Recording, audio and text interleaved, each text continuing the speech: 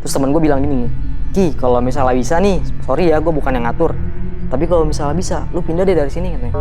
Loh kenapa? Gue baru masuk, orang belum sebulan. Gue bilang, kata teman gue, udah lu pindah aja. Kalau lu nggak percaya, nanti lu lihat aja nih. Mungkin beberapa hari kemudian atau beberapa minggu kemudian bakal ada kejadian yang bikin lu kaget katanya.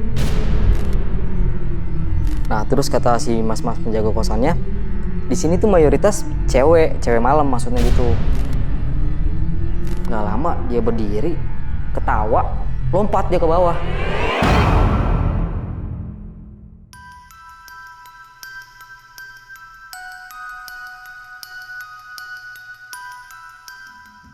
Assalamualaikum warahmatullahi wabarakatuh. Balik lagi telusur bareng gue Jon Arya. Telusur malam hari ini akan menelusuri sebuah kejadian mistis yang dialami oleh seorang narasumber di salah satu kosan di daerah Jakarta Pusat. Yang dimana kosan ini ternyata pernah terjadi satu kejadian mengenaskan. Banyak teror dan kejadian mistis yang dialami oleh narasumber. Dan sekarang kita saksikan kisah lengkapnya hanya di Telusur.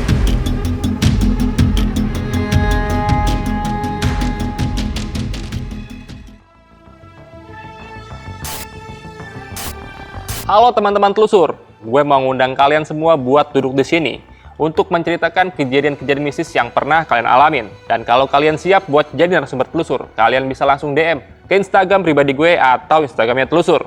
Dan jangan lupa saksikan terus Telusur.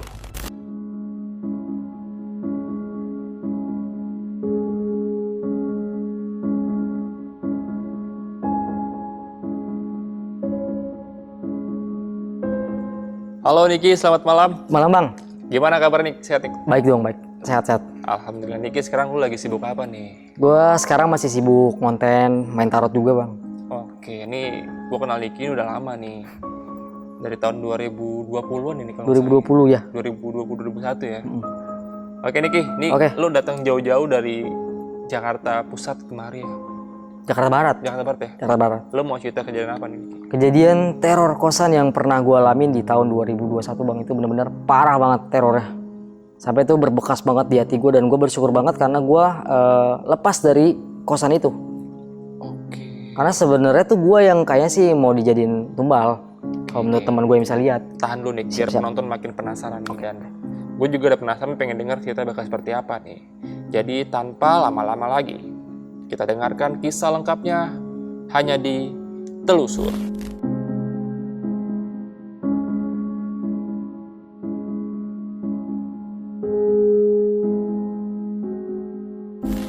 Jadi cerita ini pas tahun 2021 bang, dimana waktu itu kan posisinya lagi covid.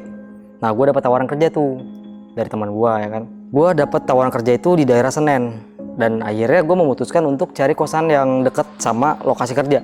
Nah gue dapet tuh di daerah Mangga Besar dari Facebook. Gue cari-cari ya kan. Gue memang cari-carinya yang murah karena waktu itu budgeting lagi nggak ada kan. Karena waktu itu pas covid pengurangan karyawan tuh, akhirnya kan gue nggak kerja. Survei nih ke lokasi tersebut gitu kan. Gue janjian sama penjaga kosannya. Malam gue ceritanya datang tuh ke tempat kosannya kan. Nah pas gue sampai di lokasi, gue nanya sama mas-masnya, Mas ini kamarnya masih kosong yang berapa aja? Gue bilang gitu kan. Maksudnya di lantai berapa yang kosong?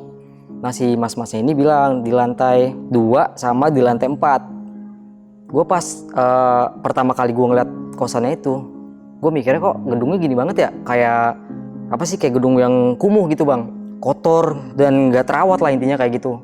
Terus gue mikir, gue mau di sini apa enggak ya? Di satu sisi kalau misalnya mau di tempat lain juga budgeting gue belum ada nih. Nah tanpa pikir panjang gue masuk ke lorong-lorong itu dan gue ngeliat kok kiri kanannya tuh kamarnya agak mepet banget tuh.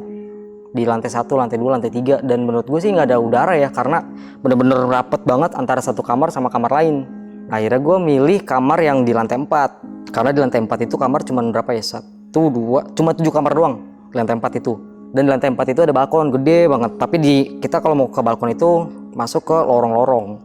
Gue nanya nih sama si abang-abang penjaga kosannya kan, Bang, kalau misalnya di sini tuh mayoritas yang ngekos itu campur atau ada anak-anaknya atau gimana nih? Karena kan gue kepo ya bang ya. Gue memang nyari tuh kosan yang nggak gitu rame gitu. Karena kan gue nggak bisa kalau misal tidur suara gaduh gitu kan. Nah terus kata si mas-mas penjaga kosannya, di sini tuh mayoritas cewek malam maksudnya gitu. Kata si mas-masnya, oh mayoritas cewek malam berarti bisa booking harian dong. Gue bilang itu kamarnya. Iya memang bisa. Terus kan setahu gue kalau misalnya kita di lokasi tempat yang menurut kita tuh nggak bagus ya, dalam arti kata banyak orang-orang yang seperti itu, itu kan auranya nggak akan bagus gitu loh ke kitanya. Tapi gue mikir lagi nih, kalau misalnya gue nyari-nyari lokasi lain, takutnya kelamaan dan beberapa hari lagi kan gue harus masuk kerja. Jadi ya udahlah, gue deal-dealan di situ sama abangnya. Gue cek kamar yang kebetulan di lantai 4 itu yang kosong cuma satu doang. Kan di tangga nih. Terus ini samping kamar orang, gue ketiga dari kamar pertama. Jadi ini 1, 2, 3, nah gue di tengah-tengah. Nah pas gue buka pintu kamar itu, kok kayak gini banget nih tempatnya, kayak misalnya tuh banyak coret-coretan, terus tempatnya bener-bener kumuh banget bang, kayak tembok tuh udah bener-bener kotor banget kan, kayak bener-bener gak layak ditempatin lah intinya kayak gitu. Terus kan gue mikir lagi, udahlah namanya murah kan, nanti kalau misalnya gue udah gajian ntar gue pindah ke tempat yang lebih baik lagi, gue mikirnya kayak gitu. Gue perhatiin nih tulisannya nih di tembok nih, kok tulisannya jangan ngekos di sini banyak setan. Lah, gue sempet nanya dong sama abangnya, bang kok di tulisannya kayak gini sih bang, emang banyak setan di sini bang? Terus kata si abang-abangnya, enggak itu mah orang iseng aja kali nulis kayak gitu. Nah gue ngeliat di balik pintu kamarnya itu ada kayak stiker tulisan ayat Al-Quran, gue nggak tahu dah itu apa artinya. Intinya tuh kayak doa pengusir jin dan setan, tapi udah dikerobek, ada di balik pintu sama di depan pintu itu. Nah udah tuh, singkat ceritanya gue deal-dealan sama si penjaga kosan ini. Gue baliklah ke rumah, besoknya gue prepare gitu kan, gue angkut-angkut barang ke situ. Gue beli cat buat apa sih, ngecat tembok itu ya kan. Udah gue beres-beresin, akhirnya gue pulang lagi nih, karena kan gue pakai motor pindahannya kan, jadi gue bolak-balik berkali-kali lah. Itu kalau nggak salah pas gue terakhir ngambil barang dari rumah terus gue menuju ke kosan itu kayaknya maghrib kalau nggak salah tuh. Gue beres-beres, gue cat-catin, gue pel-pelin dan sapu-sapuin ya kan. Nah selesai gue beres-beres, itu kan menunjukkan pukul 6 sore kayaknya pas maghrib itu gue masih beres-beres sih. Gue lagi naruh-naruh barang nih ke gudang sebelah. Jadi kan itu di antara 7 kamar itu salah satu kamarnya ditaruh buat gudang tuh. Gue pas masuk ke gudang itu gue nyium bau bangke. Gue nyariin kan, ini bau bangke dari mana nih? Cuman pada saat itu gue nggak mikir macem-macem tuh. Cuman gue mikir kayak mungkin tikus kali ya. Terus udah gitu gue balik lagi nih ke kamar gue. Gue beres-beres karena kan kamarnya tuh bener-bener kecil ya bang ya, kecil banget. Jadi space-nya itu buat naruh barang tuh susah. Sedangkan barang gue banyak gitu. Itu cuman kasur, sini lemari kecil, kipas angin, udah. Kamar mandinya di luar.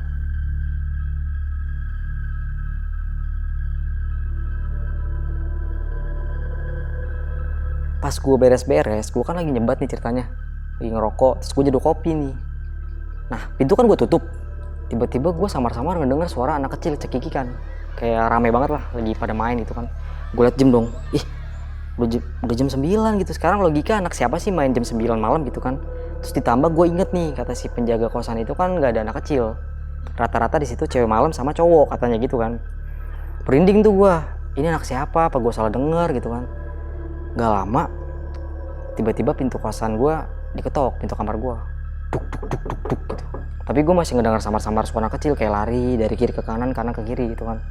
Gue diemin tuh sama gue, nggak gue ladenin kan, karena gue orang baru di situ. Gue juga agak takut nih, takutnya siapa, tahu ada orang iseng atau gimana kan. Kedua kali ngetok tuh duk gitu kan, gue diemin. Ketiga kali kenceng gue tekan duk gitu. Gue langsung teriak siapa, gue gituin kan. Gue buka pintu, pas gue liat nggak ada siapa-siapa anjir. Kaget tuh gue, siapa nih yang ngetok-ngetok kata gue. Terus pas gue barengan buka pintu, gue nyium ada apa ya, kayak bau melati ngambrang tuh dari kanan ke kiri, seng gitu. Itu ngambrang banget tuh ke hidung gue. Gue mikir di sini nggak ada pohon melati, ini bau dari mana nih? Gue telinguk dari kiri ke kanan.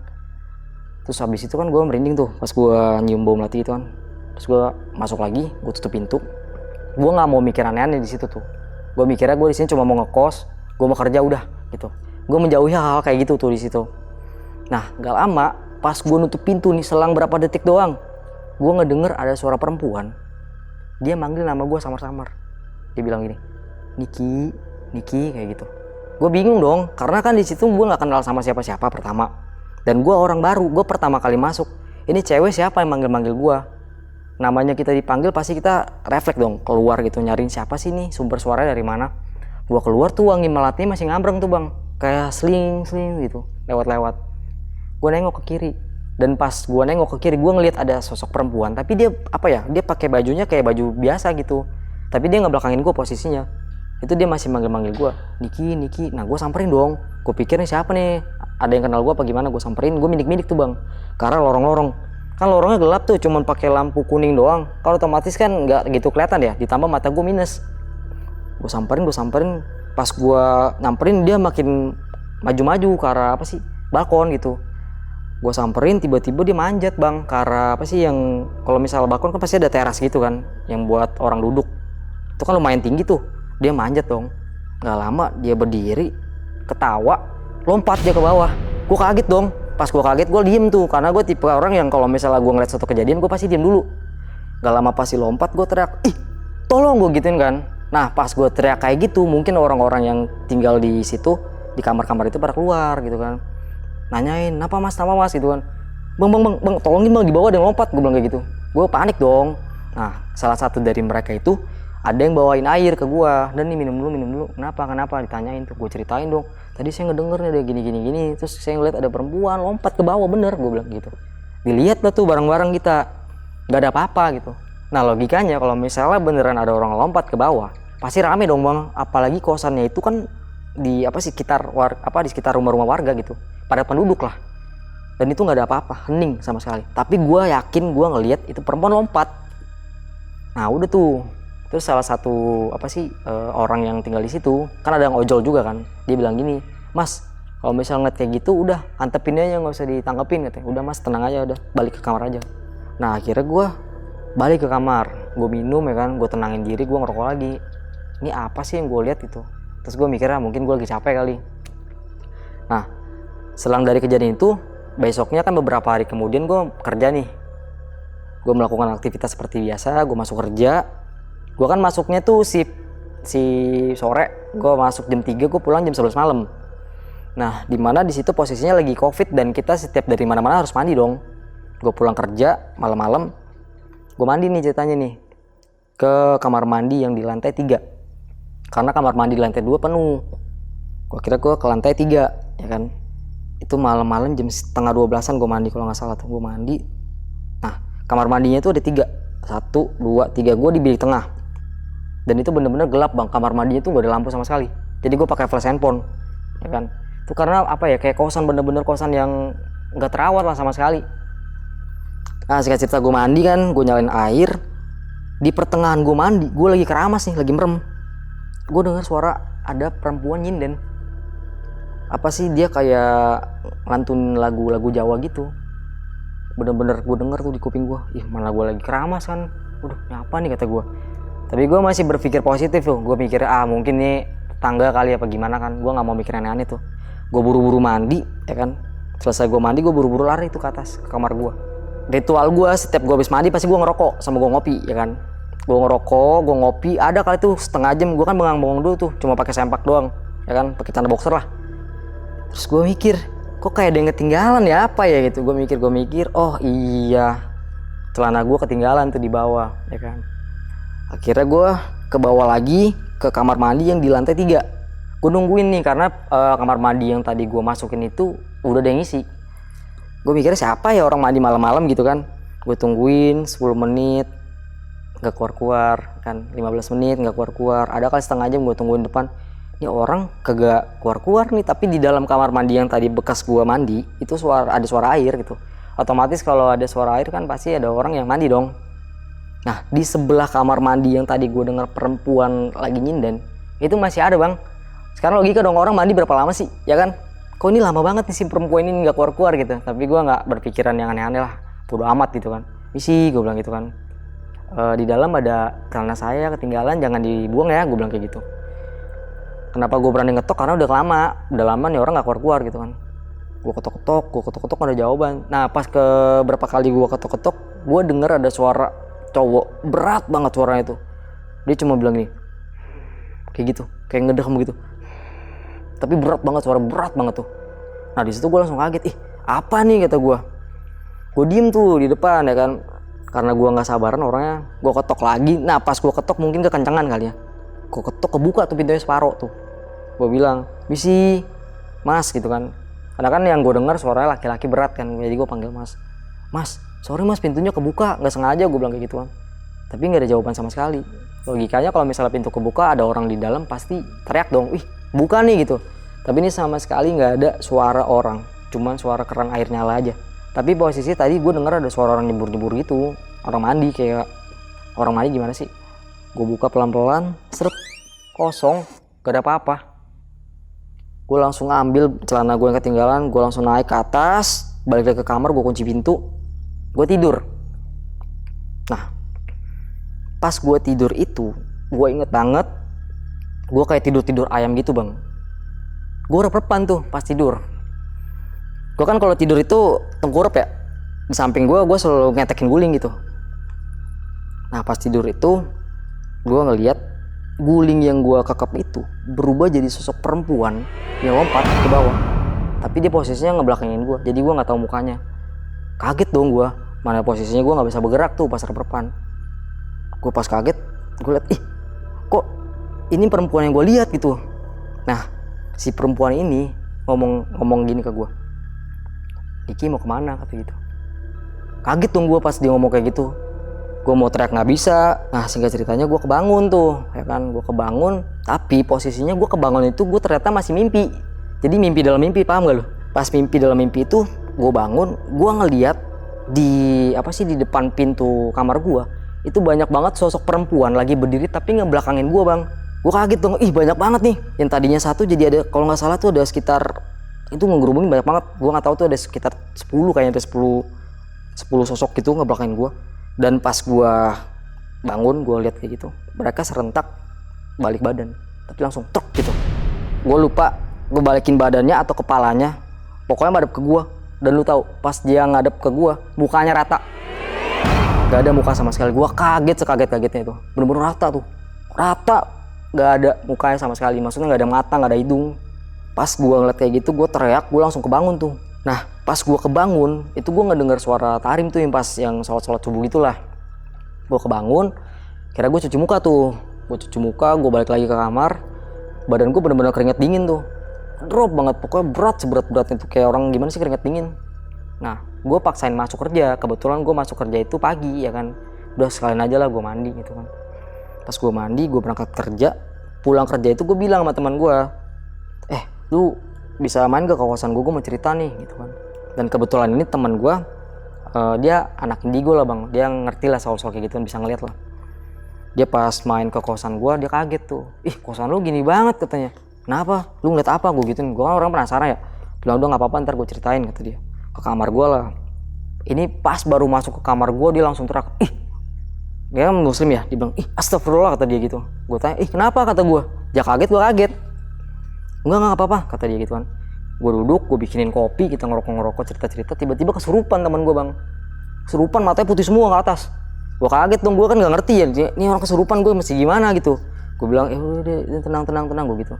Nah ternyata dia kesurupan, kayak kodamnya dia sendiri gitu. Mungkin karena sosok di situ ada yang ngituin dia kali ya.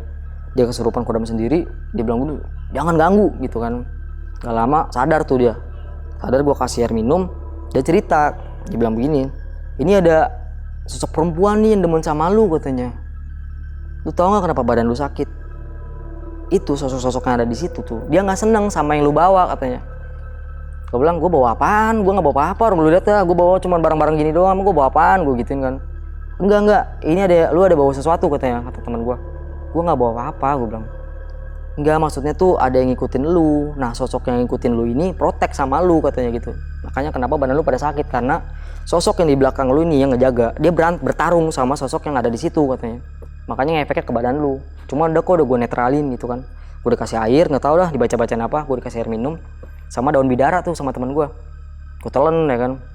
Dan anehnya pas gue udah minum air dan nelan daun bidara itu, badan gue enak loh, kayak enteng gitu. Gue nggak ngerti dah percaya nggak percaya, tapi memang kejadiannya kayak gitu. Terus teman gue bilang gini, Ki, kalau misalnya bisa nih, sorry ya, gue bukan yang ngatur, tapi kalau misalnya bisa, lu pindah deh dari sini katanya. Loh kenapa? Gue baru masuk, orang belum sebulan, gue bilang. Terus kata teman gue, udah lu pindah aja. Kalau lu nggak percaya, nanti lu lihat aja nih, mungkin beberapa hari kemudian atau beberapa minggu kemudian bakal ada kejadian yang bikin lu kaget katanya. Ah udahlah, nggak usah bercanda lu, gue bilang kayak gitu kan.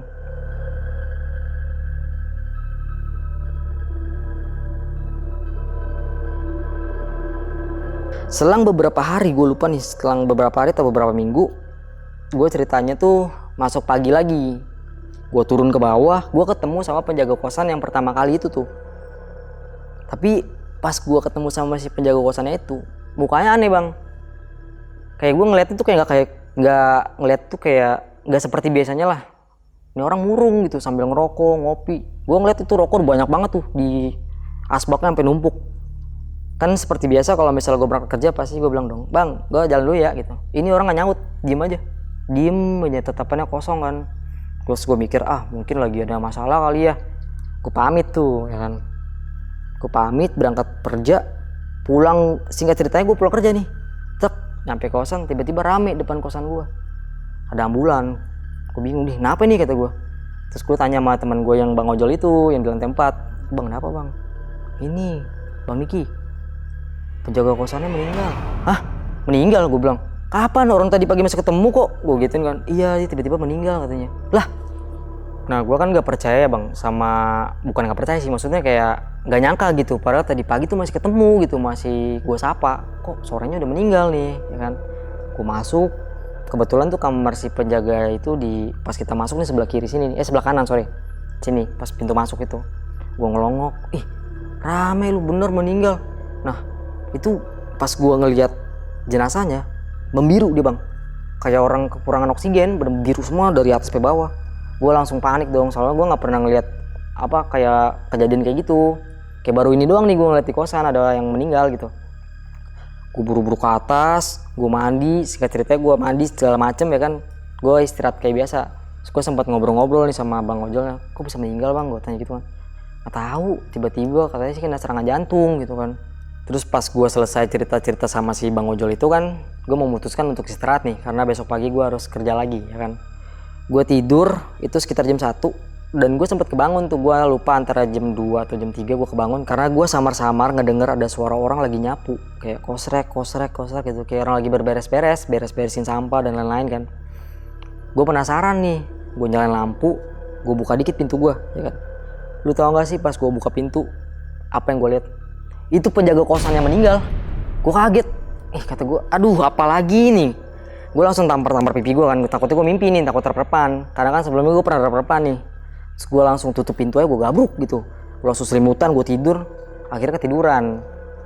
Nah, pas pagi-paginya itu gue telepon teman gue lagi. Gue bilang, kan teman gue namanya si Tony nih. Ton, bener lu yang lu bilang lu, gue gitu nih. Ini ada kejadian nih, gue ceritain tuh yang penjaga kosan yang meninggal dan lain-lain. Nah, barulah si Tony tuh bilang, lu keluar dulu dari kosan itu, baru gue ceritain, katanya gitu. Yaudah deh Ton, nanti besok gue izin deh sama bos gue mau pindah kosan dah, gue pulang dulu ke rumah. Gak apa-apa dah gue, yang penting gue jauh dari kerjaan, yang penting gue selamat, gue bilang gitu. Singkat ceritanya gue beres-beres ya kan, malam-malam tuh gue beres-beres langsung gue cabut, gue nyewa Grab. Gue nginep di tempat teman gue dulu tuh, baru gue pulang. Nah gue ketemu sama si Tony ini. Si Tony ini bilang, itu kosannya ada makan sesuatu katanya, dia bilang. Dan itu sebelumnya si sosok perempuan itu korbannya Ki katanya. Gue kan nggak percaya ya, karena gue mikirnya teman gue bohong apa enggak sih gitu kan. Gue dengerin aja, katanya si sosok perempuan itu korban dari salah satu tumbal itu katanya kan. Nah akhirnya gue penasaran, gue orang penasaran tinggi bang, karena gue tuh mau make sure aja bener gak sih omongan dari teman gue sama yang ini, karena kan gue mesti balance antara gaib sama logika. Gue balik lagi nih, cuk ke kawasan itu. Gue telepon teman gue yang ojol, kan kebetulan dia orang lama tuh, berarti kan dia lebih tahu tuh tempat itu kayak apa. Gue ajak nongkrong ya kan, gue tanya, bang itu sebenarnya kosannya kenapa sih? Gue bilang kayak gitu kan, emang dulu pernah ada yang meninggal ya bang? Nah dari situ dia diem tuh ya kan, dia diem, baru diceritain. Dia bilang begini, yaudah deh karena lu udah cabut dari kosan itu, gue ceritain gitu ya.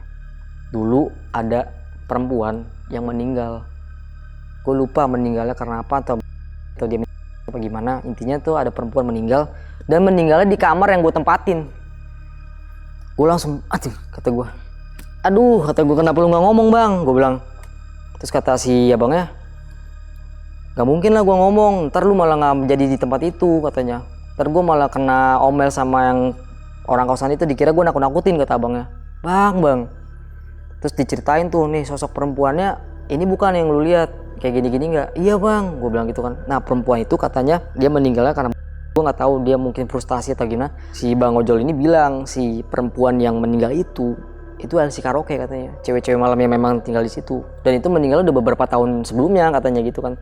Cuma memang orang-orang di situ sering ditampakin. Salah satunya tuh tampakinnya emang kayak gua gitu, ditampakin wangi-wangi, udah gitu ditampakin dia lompat kayak gitu kan. Yang gue tanyain, bang itu kan dia meninggalnya di kamar itu ya, di kamar yang gue tempatin, tapi kok dia lompat ya bang? Nah itu gue juga nggak tahu Gi katanya, gue nggak ngerti dah itu dia gimana. Nah terus si bang ojol itu bilang, nah di kosan itu Gi, gue pernah denger tuh katanya sih ada pakai sesuatu. Nah salah satu korban yang diambil untuk tumbal itu ya si perempuan itu. Nah mungkin karena si perempuan itu nggak terima ya dirinya meninggal, akhirnya dia ngebawa sih yang si laki-laki penjaga kosan itu. Nah setelah gue diceritain kejadian itu sama si ojol yang gue ngobrol nih, kira gue pulang nih ya kan, terus gue baru inget, oh iya waktu gue ngelihat si laki-laki itu meninggal, gue kan malamnya sempet tidur tuh. Sebelum gue kebangun ngedenger suara orang lagi beres-beres, itu gue rep-repan sebenarnya. Gue baru ingat. Nah di rep-repan itu gue balik lagi ke posisi yang gue baru balik kerja nih. Tapi di situ posisinya gue tahu dia udah meninggal. Cuman kayak ngulang lagi aja gitu di mimpi gue. Gue masuk, kucuk. Tapi di situ posisinya orang-orang yang ngegerubungin jenazah itu nge-freeze bang, matung semua mematung. Kayak apa ya? Kayak orang-orang nggak gerak, cuma gue doang yang gerak sendiri di depan gue itu di mimpi gue. Nah pas gue masuk, gue ngelongok, gue ngeliat si jenazahnya ini. Kan di real life-nya kan jenazahnya ini kan udah biru dan udah tiduran gitu lah. Tapi pas gue ngelongok, lu tau nggak? Jenazahnya bangun, duduk. Dan pas duduk itu dia lagi dipeluk sama si perempuan yang gue lihat itu pertama kali. Gue langsung lari dong. Dan seketika gue kebangun. Pas gue kebangun, gue nggak dengar suara yang bersih-bersih itu, suara orang yang ngosrek-ngosrek, nyapu dan lain-lain tuh. Berarti balance dong, make sure sama yang omongan teman gue yang di gue ini. Terus teman gue bilang, mungkin waktu itu lu ditampakin karena lu korban, lu yang mau ditumbalin tuh katanya, lu yang mau dibawa sama si sosok perempuan ini nih. Tapi karena lu ada yang jaga, akhirnya tuh nggak jadi katanya gitu. Untung lu ada yang jagain lu. Dan untungnya lu keluar cepet-cepet dari kosan itu. Kalau enggak gue nggak tahu nih, kata teman gue gitu kan. Udah semenjak kejadian itu, akhirnya gue mutusin buat pulang dan gue nggak mau ngekos lagi di tempat itu bang. Gue mendingan dari rumah gue ke daerah Senen jauh nggak apa-apa, yang penting gue selamat gitu. Itu aja sih bang cerita dari gue yang menurut gue sampai sekarang gue masih keingetan dan berkesan sih. Nick, terima kasih banyak ya Nick ya sudah mau menceritakan kejadian yang pernah Nick alamin di salah satu kosan yang berada di daerah Mangga Besar, Jakarta Pusat ya. Ini gue sebutin aja daerahnya nggak apa-apa ya? Nggak apa-apa bang. Karena kan lokasinya nggak tahu juga nih ada di mana nih. Betul. Nick, ini kosan yang lu tempati ini bisa dibilang kosan treble yang pernah lu tempati ya? Iya, kosan yang paling parah yang pernah gue tempatin sih. Karena dari kondisinya yang kumuh dan bahkan di kamar mandinya itu nggak ada lampu penerangan ya? Bener itu banget. Kondisinya rusak atau memang mati tuh gimana sih sebenarnya? Sebenarnya tuh bisa diganti bang, cuman gue nggak tahu kenapa tuh nggak ada yang ngurusin kosannya, padahal ada penjaganya juga kan. Mungkin karena kosnya murah kali ya. Emang berapa sih murahnya harganya? 500.000 udah sama listrik, air. Untuk sosok perempuan nih yang bisa dibilang meninggal dengan cara nggak wajar nih ya, yang berlatar belakang sebagai seorang pemandu karaoke. Tadi kan lu sempat nanya ini ya sama ojol ya, temen lu ini yang udah lama tinggal di sana, bahwa sosok perempuan ini pernah tinggal di kamar yang lu tempati dan meninggal secara tragis nih. Entah itu dia atau ya. Tapi kan itu belum pasti juga nih karena belum tahu juga dia kan meninggal apa kan. Tapi yang jelas yang lu lihat sosok ini tiba-tiba muncul lalu melompatkan diri secara sengaja ke bawah ini kayak. Kalaupun itu orang mungkin udah kelihatan, tapi kan nyatanya nggak ada ya. Bener. Itu soalnya kejadiannya COVID berarti ya? Itu pas COVID, 2020, 2019? 2021. 2021? Sebelumnya kan lu pernah bertemu dengan penjaga kosan ini sebelum meninggal ya? Dan lu berangkat kerja dan lu pulang kerja, ternyata si almarhum ini sudah meninggal nih. Udah meninggal, Tapi sebelum itu lu pernah mengalami satu kejadian di mana lu kerep-kerepan dan lu melihat diri lu ada di lokasi tempat si almarhum ini meninggal. Di sana lu melihat sosok ini dipeluk oleh sosok wanita, benar gitu? Benar. Dan kejadian itu juga pernah lu alami kan? Pernah. Tapi kalau ini kejadiannya lu yang lebih memeluk dia nih. Gue yang meluk. Sosoknya sama nih? Sama. Jadi yang gue alami itu gue sebenarnya meluk guling bang. Tapi gue depan yang gue peluk itu si perempuan itu, tapi posisinya perempuan itu ngebelakangin gue. Itu. Oke. Ini mungkin teman-teman yang bisa dibilang sensitif atau peka ya, atau bisa dibilang indigo, Ya mungkin bisa menerka-nerka lah kejadian yang dialami oleh Niki ini sebenarnya itu apa gitu. Apakah mungkin si Niki ini mau diambil secara gaib atau gimana ya? Mungkin nanti komen aja di kolom komentar nih ya. Iya. Terima kasih banyak buat Niki karena udah mau cerita di Telusur dan mau menceritakan semua pengalaman yang pernah Niki alami nih ya. Dan buat teman-teman juga nanti yang misalnya pengen nonton kontennya Niki atau mau diramal sama Niki pakai kartu tarotnya bisa langsung DM ke Niki langsung aja. Instagram lo apa Nik? Niki Stevian. Nanti Niki Stevian. tulis aja kali Bang ya. Oke, boleh nanti Siap. gue cantumin di deskripsi aja Niki. Oke. Nih, satu lagi pertanyaan yang mau gue Oke. tanya nih. Kosannya sampai sekarang masih aktif nggak? Masih aktif Bang. Masih ada? Masih ada. Cuman orang-orangnya udah beberapa udah ada yang cabut Oke. dari kejadian yang itu. Oke, buat kalian yang mungkin tahu lokasinya di mana, komen lah ya. Serbu Biar rame banget. aja nih komennya nih. Gue juga sebenarnya penasaran nih, pengen tahu lokasi detailnya di mana nih. Tapi yang jelas kosan ini harganya 500.000, lokasi di Jakarta Pusat dan ada di lokasi Mangga Besar. Oke, terima kasih banyak lagi buat Niki. Sama-sama Bang. Sehat selalu, sukses selalu. Salam juga untuk keluarga di rumah Niki ya. Oke siap. Terima kasih, selamat malam. Malam Bang.